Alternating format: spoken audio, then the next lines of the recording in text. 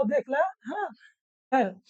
तो अब हमारे पास आज जो होगा हैबिचुअल यूज को हम लोग ऐसे समझेंगे कि रिपीटेशन या फिर कोई चीज का रिपीट करना, है ना। हैबिचुअल यूज का मतलब क्या होगा, कोई भी चीज का रिपीट करना।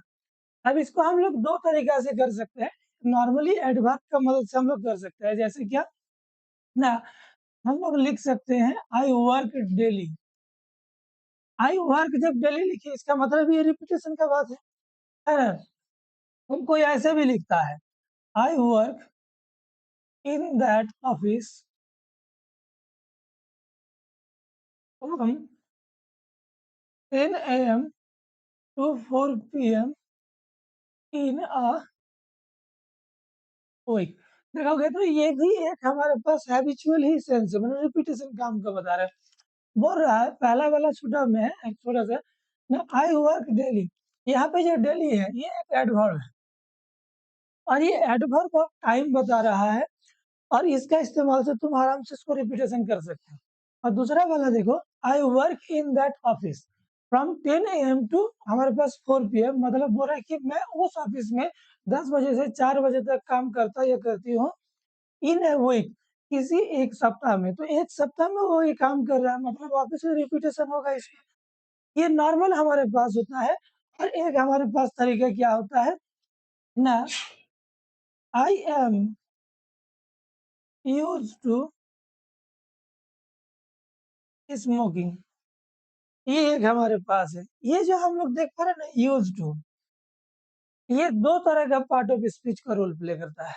एक हमारे पास एडजेक्टिव होता है ये, और कभी कभार ये तुम्हारा क्या होता है वर्ब के जैसा बिहेव करता है। हम लोग जब सिंपल प्रेजेंट टेंस या फिर प्रेजेंट टेंस में हम लोग यूज करते हैं, तो इसे हम लोग एडजेक्टिव के रूप में इस्तेमाल करते हैं, क्योंकि हमारे पास ऑक्सिलरी वर्ब यहाँ मेन वर्ब का काम करते हैं के बाद लगाते हैं। I am use to smoking का मतलब क्या होगा, अभ्यस्त तो हूँ स्मोकिंग, या फिर ऐसा बोला जाता है कि मैं आदी हो चुका हूँ, ठीक हो चुका चुकी नहीं, आदी हो गया हूँ स्मोकिंग। तो यहाँ पे एक कंटिन्यूटी है, यहाँ पे भी कंटिन्यूटी है, ये भी कंटिन्यूटी है। जैसे लिखने का तरीका हुआ अलग अलग, है ना। जैसे और एक सेंटेंस हम लोग देखते हैं, आई एम यूज टू,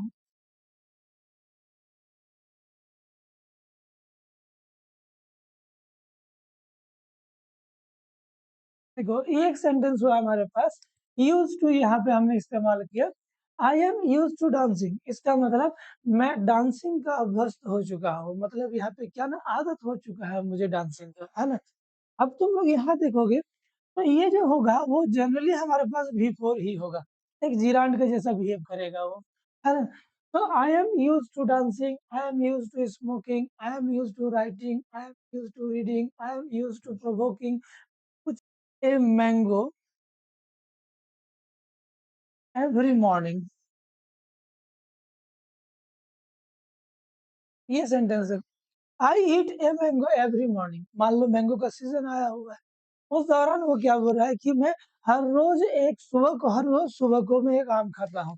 तो ये भी हमारे पास क्या हो गया ना, एक हैबिचुअल रिपीटेड बात हो रहा है, मैंगो के सीजन में वो रेगुलर। तो बोलने का मतलब तुम्हारे पास तरीका, बहुत तरीका होगा तुमको ये चीज हैबिचुअल रिपीटेशन बनाने की। तुम एडजेक्टिव यूज टू का इस्तेमाल कर सकते हो, तुम एडवर्ब का इस्तेमाल कर सकते हो, तुम नॉर्मली अगर कोई एवरी वगैरह का इस्तेमाल, ये भी हालांकि एडवर्ब के सेंस में ही यूज होगा, है ना। तुम ऐसे भी हैबिचुअल बातें का इस्तेमाल कर सकते हो गया सबका, बता दे। अब इसके बाद हमारे पास होगा दूसरा यूज क्या था, साइंटिफिकल फैक्ट।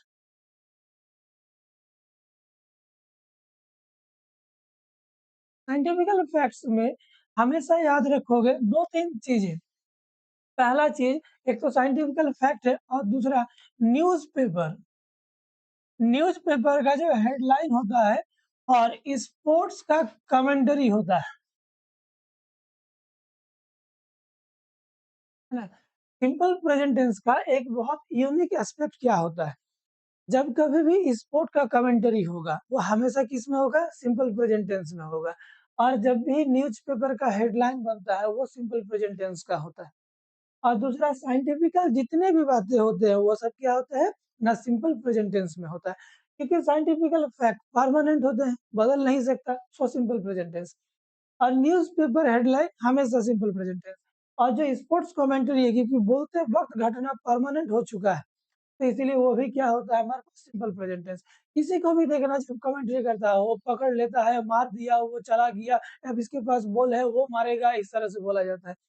मतलब स्पोर्ट्स कमेंट्री हमेशा सिंपल प्रेजेंट टेंस, न्यूज़पेपर का हेडलाइन हमेशा सिंपल प्रेजेंट टेंस, और साइंटिफिकल फैक्ट्स हमेशा सिंपल प्रेजेंट टेंस जनरली, क्योंकि वो परमानेंट नेचर का होता है।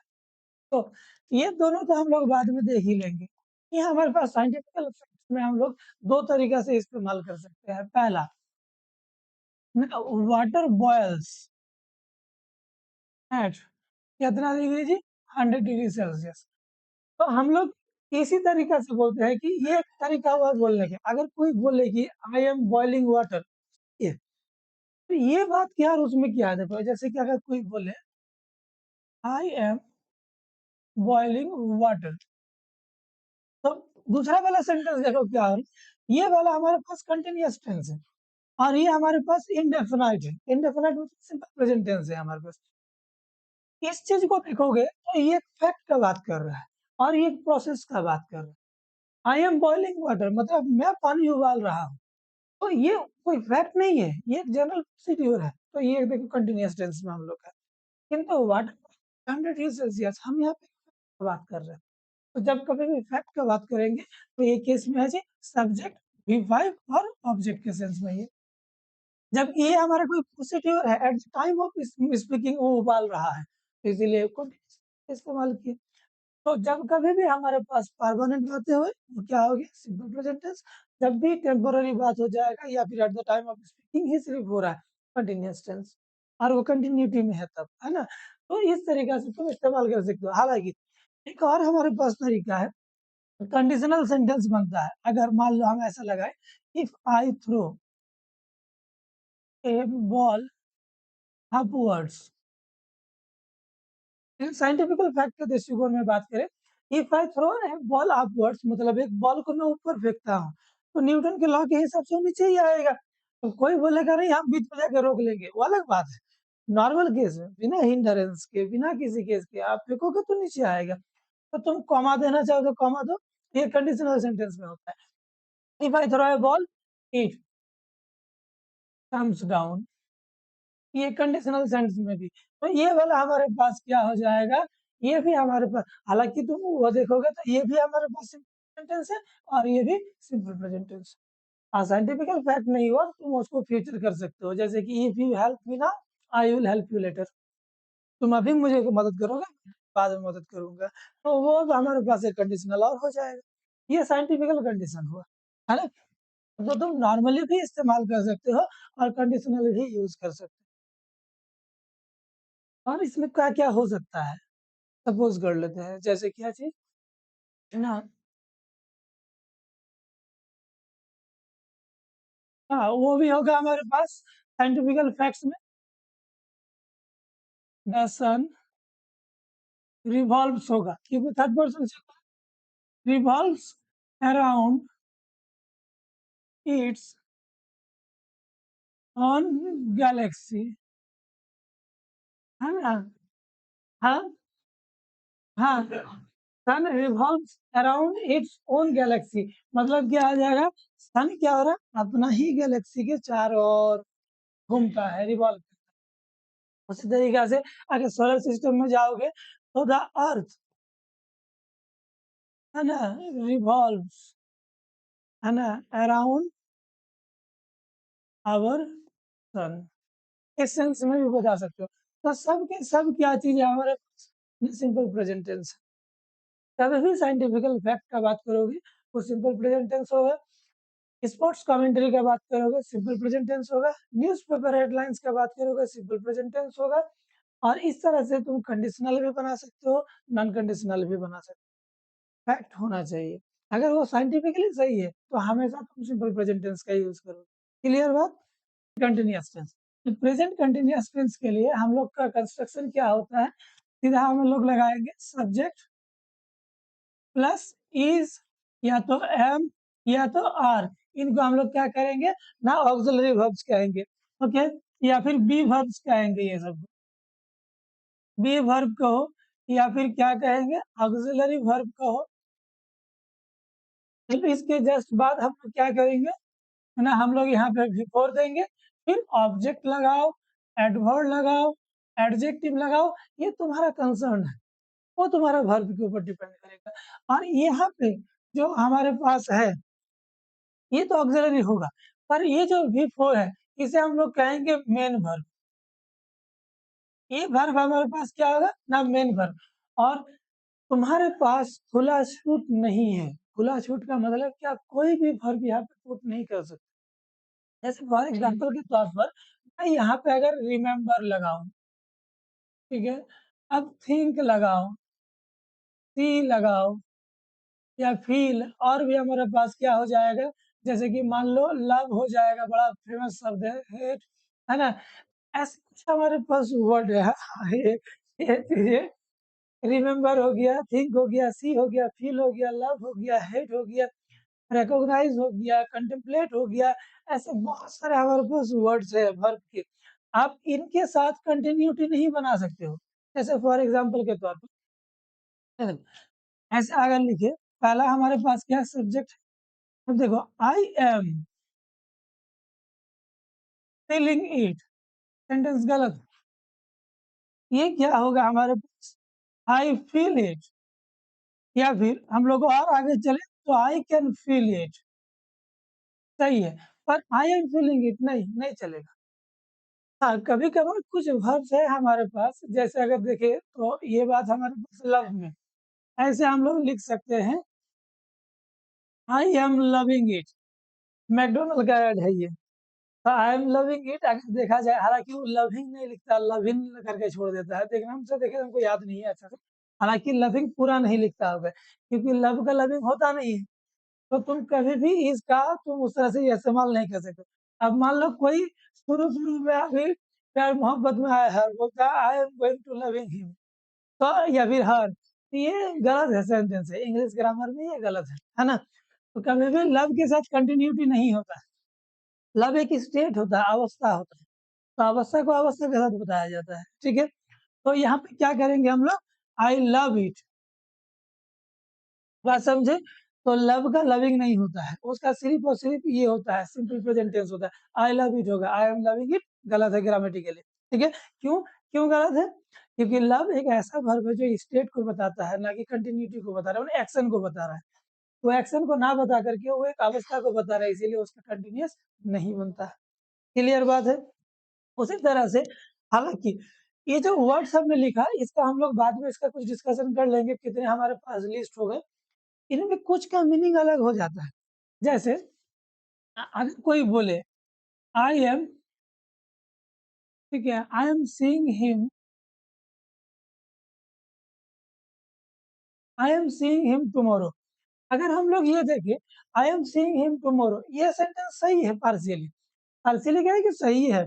यहाँ पे सीइंग का मतलब होता है देखना नहीं है, यहाँ पे सीइंग का मतलब होता है मिलना, विजिट। तो हमारे पास क्या निकल गया, सब्जेक्ट हो जाएगा, बी वर्ब हो जाएगा, बिफोर हो जाएगा, और ऑब्जेक्ट हो गया। ये हमारे पास कंटिन्यूटी है। हम लोग दो तीन वर्ब को लेकर काम करके देखते हैं, जैसे कि गो ले लेते हैं और ईट ले लेते हैं। दो हमने वर्ब अलग अलग उठाया जानबूझकर। एक वर्ब हमारे पास इंट्रांजिटिव है, और एक हमारे पास क्या हो जाएगा, ट्रांजिटिव है। अब देखते हैं ट्रांजिटिव और इंट्रांजिटिव के कंटिन्यूटी कैसे बनाया जाए। जैसे for example I am going to, हाँ जी, हाँ, क्या हुआ, कुछ हुआ नहीं, चलो देखो। तो हमारे पास एक सेंटेंस है I am going to perform there. अब यहाँ पे देखोगे जी, ये हमारे पास बिफोर है, ये बिफोर है हमारे पास है, ये गोइंग बिफोर है, ये हमारे पास बी वर्ब हुआ। अब चूंकि ये हमारे पास इंट्रांजिटिव है, अब ऑब्जेक्ट का इसका तो इस्तेमाल कर नहीं सकते, तो हमने क्या इस्तेमाल किया, प्रपोजिशन इस्तेमाल किया। अब प्रपोजिशन के बाद देखो, हालांकि ये प्रपोजिशन रहा नहीं, क्यों, क्योंकि उसके बाद हमारे पास क्या लगा हुआ है, V1। जब कभी भी V1 लग जाएगा टू के साथ तो टू और प्रीपोजिशन रहेगा नहीं। अब ना ये बन गया हमारे पास इन्फिनिटिव। अब इस इन्फिनिटिव में ये हमारे पास पार्शियल इंट्रांजिटिव है, तो इसीलिए हम लोग इसको क्या कहेंगे ना, एडवर्ब फिर एक लगा दिए। तो I am going to perform there, ये पूरी तरह से हमारा सिस्टमेटिक ऑर्डर पे है। मैं परफॉर्म करने जा रहा हूँ वहां पे, या नहीं है। आई एम गोइंग टू हमेशा फ्यूचर का बात करता है, नियर फ्यूचर या फ्यूचर का। अब दूसरा चीज हमारे पास क्या होगी, हाँ, he is eating a mango in the kitchen. अब ये देखो हमारे पास क्या, he is eating a mango, यहाँ पे ईटिंग हमारे पास क्या हो जाएगा कि फोर है, और इस ईटिंग के बाद हमने क्या लगाया, एक ऑब्जेक्ट लगा दिया। क्यों? क्योंकि मैंने बताया ना, ईट हम लोग का कौन सा वर्ब है, ट्रांसिटिव वर्ब है, तो हमने ये मैंगो लगा दिया। अब यहीं पे मेरा सेंटेंस क्लोज हो सकता था, हमने उसको प्रपोजिशन लगा करके फिर आगे बढ़ाया, इन द किचन। और तो द किचन किसका ऑब्जेक्ट हो गया, इन प्रपोजिशन का ऑब्जेक्ट हो गया। बात समझ पाए? इस तरीके से हम लोग ना प्रेजेंट कंटिन्यूअस टेंस को यूज कर सकते हैं। अब इसका रिवीजन करेंगे, आज इतना ही इसका रिवीजन। हाँ, उसको बता रहे